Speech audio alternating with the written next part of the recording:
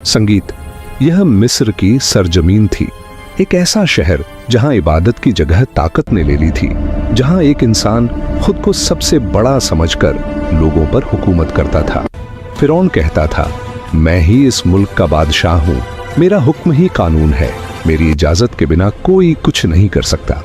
उसने घमंड में आकर लोगों को अलग अलग हिस्सों में बांट दिया।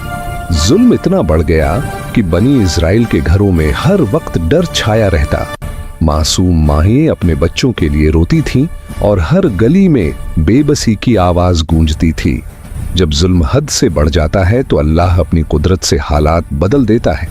अल्लाह ने फैसला कर लिया था कि इसी कमजोर और दबाई हुई कौम के जरिए उस तख्त को हिलाया जाएगा जिसे फिरौन अपनी ताकत समझ बैठा था। फिरौन को खबर दी गई, बनी इजराइल में एक बच्चा पैदा होगा जो उसकी सल्तनत के लिए बड़ा इम्तिहान बनेगा। और फिर वही वक्त आया जब अल्लाह की मर्जी से हजरत मूसा अलैहिस्सलाम की पैदाइश हुई। ऐसे दौर में जब जुल्म अपने चरम पर था, अल्लाह ने मूसा की मां के दिल में बात डाल दी, डरो मत, अगर खतरा महसूस हो तो अपने बच्चे को दरिया के हवाले कर देना, हम उसे तुम्हारे पास वापस लाएंगे और उसे अपना पैगंबर बनाएंगे। मां का दिल कांप उठा, लेकिन उसने अल्लाह के वादे पर भरोसा किया। मूसा की बहन दूर दूर से खामोशी के साथ दरिया का पीछा करती रही। उसे नहीं पता था कि वह एक नबी की तकदीर को देख रही है। दरिया बहता रहा, लहरों ने पलने को संभाल लिया और उसे उसी रास्ते पर ले गईं जहां आगे की कहानी लिखी जा चुकी थी। उसी दरिया के किनारे फिरौन के महल में रहने वाली आसिया बीवी की नजर एक पलने पर जा ठहरी। उस पल जुल्म के महल में पहली बार रहमत ने कदम रखा। महल में हलचल मच गई। फिरौन के दिल में डर झाग उठा, कहीं यह वही बच्चा तो नहीं जिसके बारे में कहा गया था।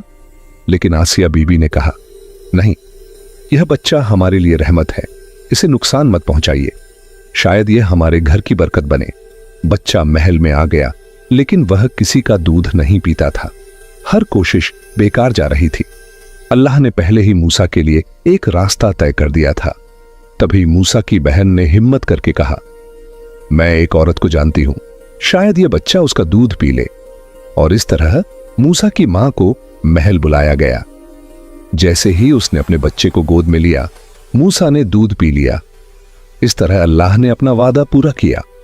मां को उसका बच्चा वापस मिला, वह भी इज्जत और अमन के साथ। वक्त बीतता गया, मूसा बड़े हुए। अल्लाह ने उन्हें समझ, इल्म और सही फैसलों की ताकत दी। एक दिन मूसा शहर के उस हिस्से में गए जहां उनकी कौम रहती थी। वहां उन्होंने दो लोगों को झगड़ते देखा। एक उनकी कौम से था और दूसरा फिरौन के लोगों में से। मूसा से गलती हो गई, उन्हें गहरा अफसोस हुआ। उन्होंने फौरन अल्लाह से दुआ की, ऐ मेरे रब, मुझसे भूल हो गई, तू माफ करने वाला है, मुझे माफ कर दे। और अल्लाह ने उनकी दुआ कबूल कर ली। लेकिन बात फैल गई, लोगों में चर्चाएं होने लगी। तभी एक नेक दिल आदमी ने आकर कहा, मूसा, यहां रुकना ठीक नहीं, आपके खिलाफ साजिश हो रही है, अपनी जान बचाइए, इस शहर को छोड़ दीजिए। और इसी मोड़ से मूसा अलैहिस्सलाम की जिंदगी का एक नया सफर शुरू होने वाला था। यह बात सुनते ही मूसा ने एक पल के लिए भी पीछे नहीं देखा। उन्होंने मिस्र को फौरन छोड़ दिया और मदियान की तरफ निकल पड़े। सफर आसान नहीं था, ना कोई साथी, ना कोई साया। चारों तरफ खामोश रेगिस्तान। कभी तेज धूप बदन को थका देती तो कभी ठंडी हवाएं होंठ सुखा देती। लेकिन मूसा चलते रहे, क्योंकि उनका भरोसा अपने रब पर था। लंबे सफर के बाद मूसा मदियान पहुंचे। वहां एक कुएं के पास उन्होंने दो लड़कियों को देखा जो अपने जानवरों को पानी पिलाने का इंतजार कर रही थीं। मूसा ने कहा, अगर आप चाहें तो मैं आपकी मदद कर देता हूं। उन्होंने बाल्टी उठाई, कुएं से पानी निकाला और जानवरों को पानी पिलाया। हर हरकत में ईमानदारी थी, जैसे वह कोई जिम्मेदारी निभा रहे हों।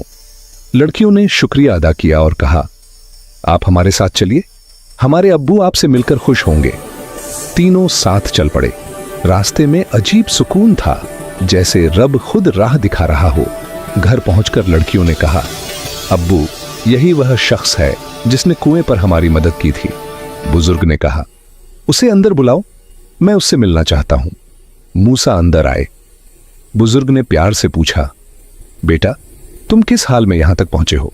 मूसा ने कहा, मैं मिस्र से आया हूं, वहां हालात मेरे खिलाफ हो गए थे, बस अल्लाह पर भरोसा करके निकल पड़ा।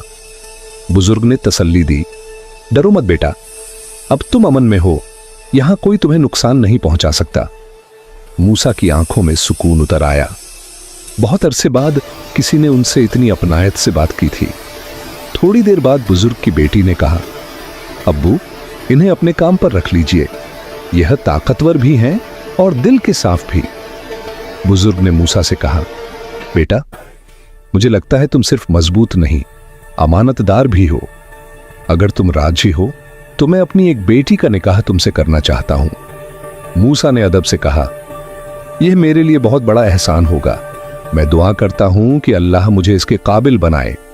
बुजुर्ग ने शर्त रखी, तुम मेरे साथ 8 साल काम करोगे, अगर 10 पूरे करना चाहो तो वह तुम्हारी मर्जी होगी। मूसा ने कहा, मैं यह काम भी कबूल करता हूं और यह रिश्ता भी, दोनों मेरे लिए बरकत हैं।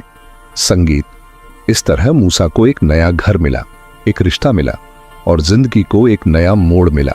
दिन में मेहनत होती और शाम को रब का शुक्र अदा किया जाता। घर सुकून और बरकत से भर गया। जब तय वक्त पूरा हो गया तो मूसा अपनी बीवी के साथ मदियान से निकलकर मिस्र की तरफ रवाना हुए। रात गहरी थी, ठंड बढ़ती जा रही थी। इसी खामोशी में मूसा की नजर दूर एक पहाड़ पर पड़ी। वहां एक रोशनी दिखाई दी। अंधेरे में एक नूर चमक उठा। मूसा उस रोशनी की तरफ बढ़े। हर कदम पर ऐसा लगा जैसे कोई उन्हें बुला रहा हो। और वहीं अल्लाह ने मूसा से कलाम किया। अल्लाह ने फरमाया, ऐ मूसा, मैं तेरा रब हूं, अपने जूते उतार दे, तू पाक जमीन पर है, मैंने तुझे चुना है। मेरी बात ध्यान से सुन, मेरे सिवा कोई इबादत के काबिल नहीं, मेरी इबादत कर और मेरी याद के लिए नमाज कायम रख। फिर अल्लाह ने पूछा, ऐ मूसा, तेरे हाथ में क्या है? मूसा ने कहा, ये मेरी लाठी है, ऐ मेरे रब। अल्लाह ने फरमाया, इसे जमीन पर डाल दो। जैसे ही मूसा ने लाठी डाली, वह एक निशानी बन गई। अल्लाह ने फरमाया, डरो मत, इसे पकड़ लो, हम इसे फिर पहले जैसी कर देंगे। फिर अल्लाह ने कहा, अपना हाथ अपनी बगल में डालो। जब मूसा ने हाथ निकाला तो वह बिना किसी नुकसान के रोशन था।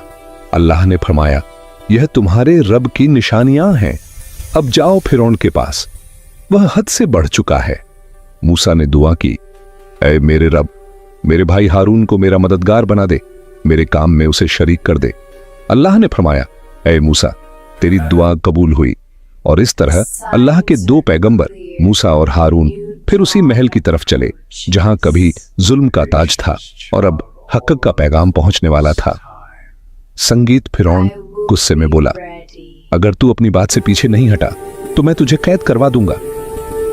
मूसा ने सुकून से कहा, अगर मैं तुम्हारे सामने कोई साफ निशानी ले आऊं तो क्या तब भी यकीन नहीं करोगे? फिरौन ने जवाब दिया, अगर तू सच्चा है तो अपना सबूत दिखा। अल्लाह के हुक्म से मूसा ने अपनी लाठी फिरौन के सामने जमीन पर डाल दी। लाठी एक जिंदा निशानी बन गई, ऐसी साफ और असरदार कि पल भर के लिए फिरौन का घमंड भी डगमगा गया। फिरौन ने कहा, शहर के सबसे बड़े जादूगर बुलाओ, आज फैसला होगा कि सच्चाई क्या है। एक तय दिन पर मिस्र के सारे जादूगर जमा हुए। जादूगरों ने पूछा, पहले तुम दिखाओगे या हम? मूसा ने कहा, पहले तुम। उन्होंने अपनी चालें दिखाईं। लोगों की आंखें धोखे में पड़ गईं। मंजर बड़ा असरदार था। एक पल को मूसा के दिल में हल्की बेचैनी आई।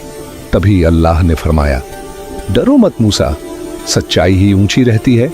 अब जो तेरे हाथ में है उसे जमीन पर डाल दे। जैसे ही मूसा ने निशानी दिखाई, सारा धोखा मिट गया। जादूगर समझ गए कि यह इंसानी कला नहीं, रब की ताकत है, और वे सब सजदे में झुक गए। फिरौन ने कहा, मूसा, तूने मेरे लोगों में हलचल मचा दी है, तू और बनी इज़राइल मिस्र छोड़ दो। फिरौन यह समझ रहा था कि वह उन्हें निकाल रहा है, लेकिन असल में अल्लाह अपनी कुदरत दिखाने वाला था।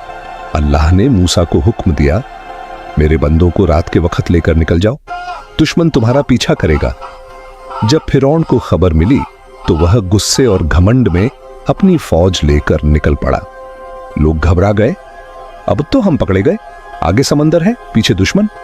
मूसा ने कहा, नहीं, मेरा रब मेरे साथ है, वह जरूर रास्ता दिखाएगा।